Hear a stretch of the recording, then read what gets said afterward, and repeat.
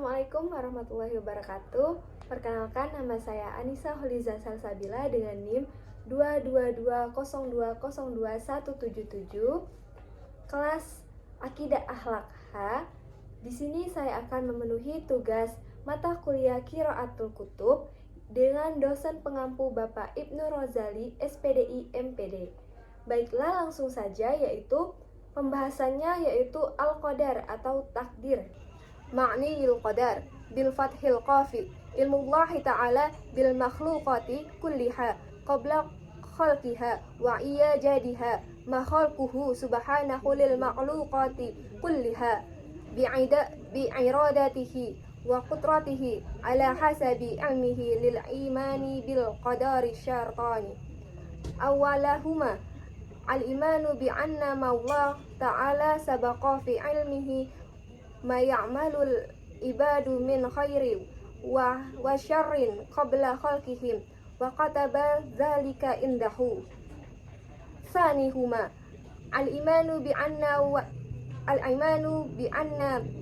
Allaha khalaqa af'alal ibadi kullaha wa aradaha minhum faqad sabata bil kitabi wasanati wa ijma'il al-umma anna al-imana bil qadari ahadu arkanil imani wa anna wa syar'allahu kana wa ma'lam yasha'lam yakun fayajibu alaina an nu'mina bil qadari khairihi wa syarrah. Artinya, membuka tirai ilmu Allah Ta'ala terhadap seluruh makhluk sebelum menciptakan dan mengadakannya. Allah menciptakan makhluk-makhluk seluruhnya sesuai dengan kehendak dan takdirnya. Berdasarkan ilmunya yang sempurna, iman kepada takdir itu terbagi menjadi dua. Yang pertama, iman bahwa Allah Ta'ala mengetahui segala sesuatu yang dilakukan oleh hambanya sebelum mereka melakukannya, dan Allah telah menetapkan hal tersebut. Yang kedua yaitu beriman bahwa Allah menciptakan seluruh perbuatan hambanya dan menghendakkannya dari mereka. Hal ini telah ditetapkan dalam Al-Quran, As-Sunnah, dan juga kesepakatan ijma' umat bahwa iman kepada takdir adalah salah satu rukun iman, dan bahwa apa yang Allah kehendaki pasti terjadi, dan apa yang tidak Dia kehendaki tidak akan terjadi. Maka wajib atas kita untuk beriman kepada takdir, baik itu yang baik maupun yang buruk. Pembahasan selanjutnya yaitu kaifiyatu al-imani bil qadari. Bagaimana cara kita beriman kepada takdir?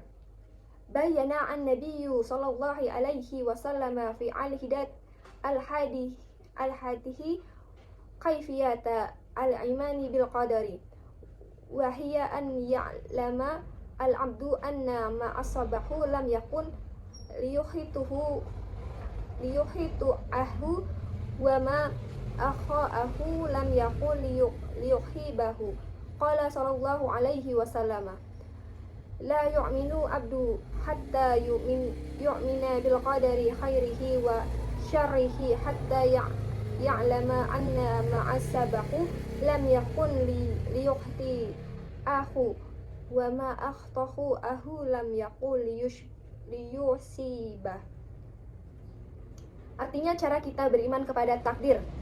Dalam sebuah hadis, Nabi SAW menjelaskan bagaimana cara mengimani takdir, yaitu dengan mengetahui bahwa apa yang benar baginya tidak akan salah baginya, dan apa yang salah baginya tidak akan benar baginya.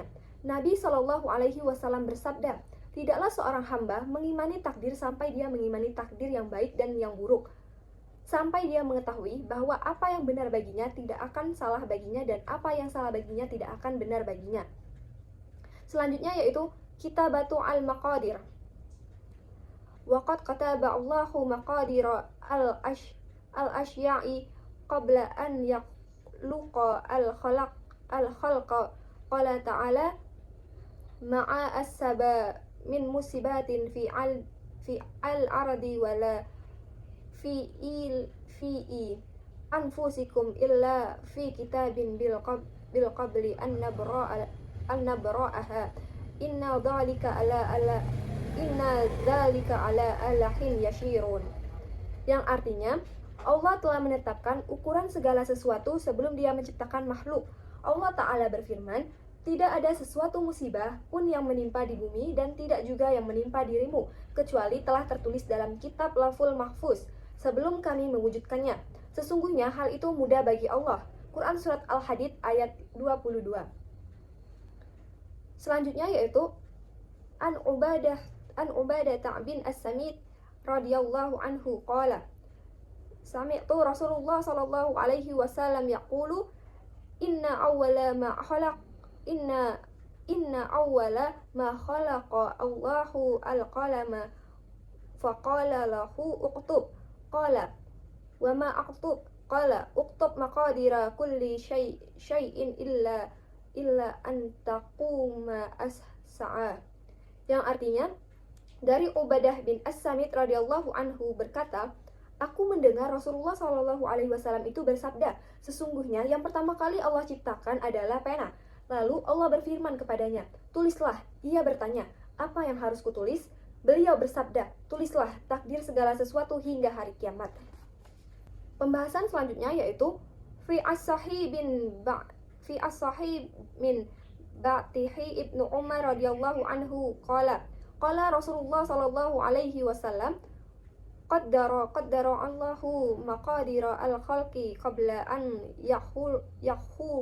yakhluqa as-samawati wal arda la khamsina alfa sanatin wa kana arshuhu ala alma, yang artinya Umar radhiyallahu anhu beliau berkata, Rasulullah Shallallahu alaihi wasallam bersabda, Allah telah menetapkan takdir makhluk sebelum menciptakan langit dan bumi, yaitu 50.000 tahun sebelumnya, dan saat itu arsy-nya berada di atas air. Hadis riwayat Bukhari dan juga Muslim.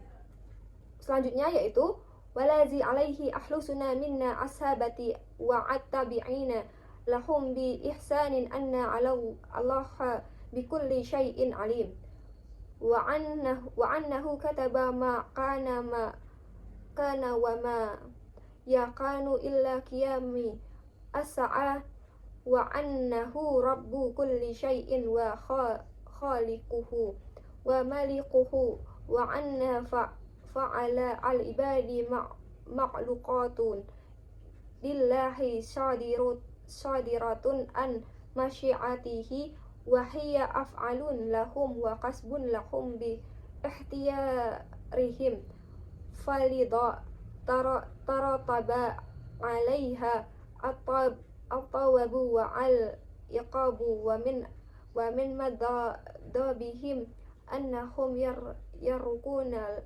al-khawda fi al-qadari lil'annahum syirun min asyari Allahi fil khalqihi lam yaqtali alaihi malakun muqarrabun wala nabiyyun mursalun, yang artinya apa yang dikehendaki oleh ahlu sunnah wal jamaah, para sahabat dan para pengikut mereka adalah bahwa Allah Maha mengetahui, bahwa Dia telah menulis apa yang terjadi dan apa yang akan terjadi hingga hari kiamat, bahwa Dia adalah Tuhan dan pencipta segala sesuatu, dan bahwa Dia memilikinya, dan bahwa perbuatan para hamba diciptakan oleh Allah dan merupakan hasil dari kehendak-Nya, dan bahwa perbuatan mereka adalah perbuatan mereka dapatkan atas pilihan mereka sendiri, dan oleh karena itu mereka tunduk pada taubat dan siksa. Mereka menahan diri dari membicarakan takdir karena ia merupakan salah satu rahasia Allah dalam ciptaannya yang tidak diketahui oleh malaikat yang dekat maupun nabi yang diutus. Selanjutnya yaitu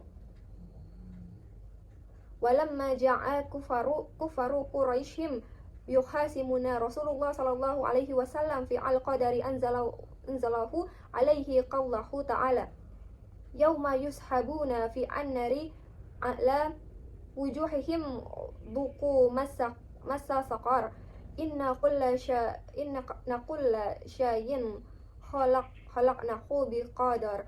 Qala Abdullah bin Umar wa alladhi nafsu ibnu Umar biyadihi law kana li ahadihim mithlu uhadin dahaban tuma anfaqahu fi sabilillahi maqabila Allahu minhu hatta yu'mina bil qadari summa istadala biqawli an-nabi sallallahu alaihi wasallam al-imanu an tumina billahi wa malaikatihi wa kutubihi wa rasulihi wa al yaumil akhir wa tu'mina bil qadari khairihi wa syarihi. Yang artinya, ketika orang-orang kafir Quraisy datang untuk berdebat dengan Rasulullah Shallallahu Alaihi Wasallam tentang takdir, Allah mewahyukan ayat-ayat berikut ini. Pada hari ketika mereka diseret ke dalam api neraka dengan wajah mereka, rasakanlah oleh pekatnya sakor. Sesungguhnya kami telah menciptakan segala sesuatu dengan takdir. Abdullah ibnu Umar berkata, demi zat yang jiwa ibnu Umar berada di tangannya, seandainya salah seorang di antara mereka memiliki emas sebanyak emas yang dimiliki oleh orang lain, lalu ia menginfakkannya di jalan Allah, niscaya Allah tidak akan menerimanya hingga ia beriman kepada takdir. Kemudian ia mengutip sabda Rasulullah Shallallahu Alaihi Wasallam, semoga Allah memberkatinya dan memberikannya kedamaian. Iman adalah beriman kepada Allah, para malaikatnya, kitab-kitabnya, para rasulnya, dan hari akhir, serta beriman kepada takdir yang baik dan takdir yang buruk. Selanjutnya yaitu kaidah nahwu dan sorob.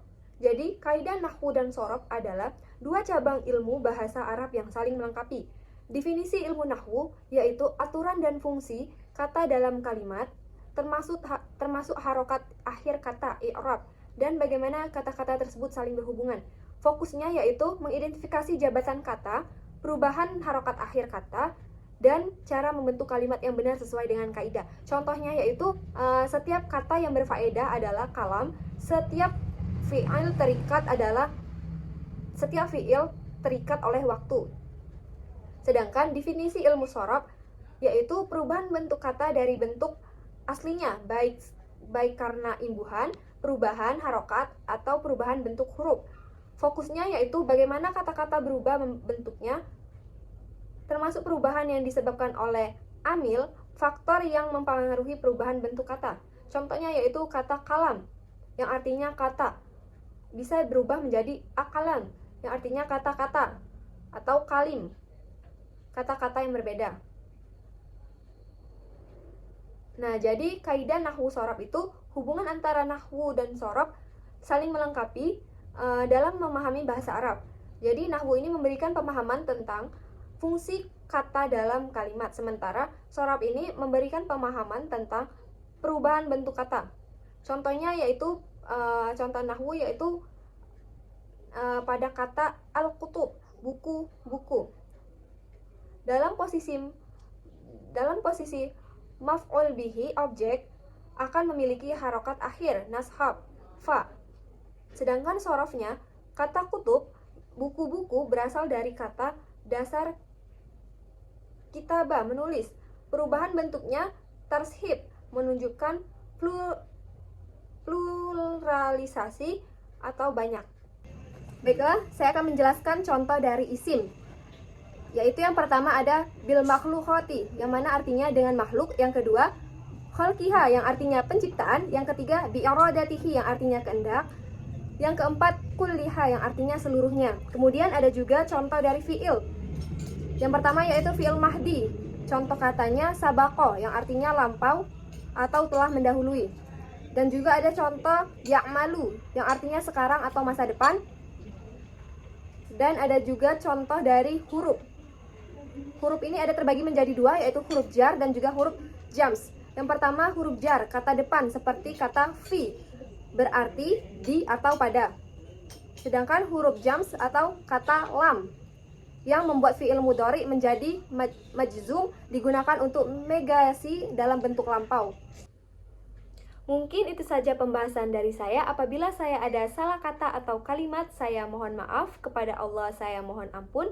Wabillahi taufiq wal hidayah. Wassalamualaikum warahmatullahi wabarakatuh.